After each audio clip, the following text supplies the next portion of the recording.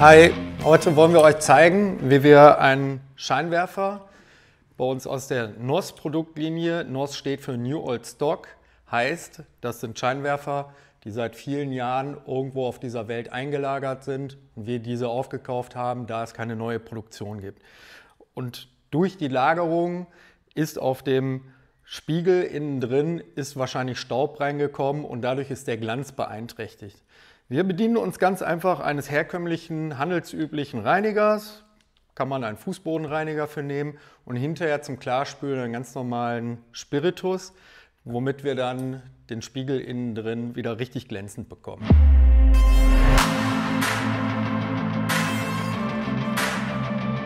Wir sind jetzt hier einfach mal ans Spülbecken gegangen. Ich möchte euch hier, vielleicht könnt ihr das hier ganz gut sehen, wie matt und wie stumpf einfach der Spiegel innen drin ist.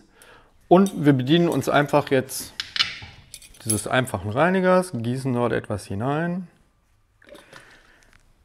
Ganz normal klar Wasser, braucht noch nicht mal heiß sein. Füllen den, Hand drauf und spülen diesen einfach so durch.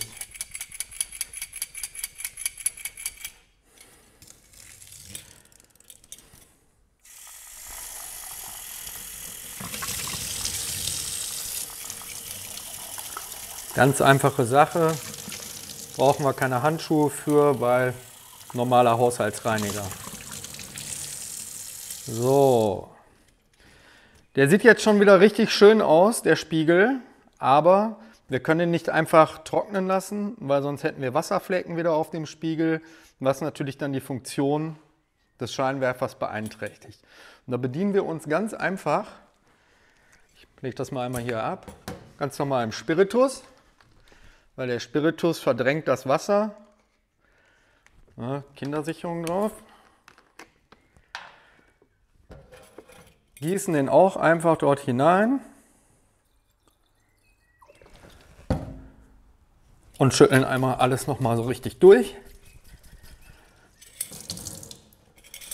So.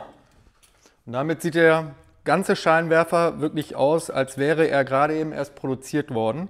Wir legen den jetzt auf die Heizung, damit der restliche Spiritus, der in dem Scheinwerfer drin ist, verdunsten kann. Und danach dürften wir keine Rückstände mehr sehen.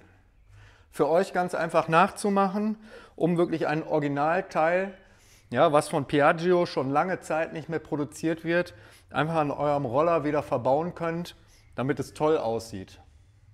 Viel Erfolg dabei! Top! Geht sogar für den Scheinwerfer drauf. Top!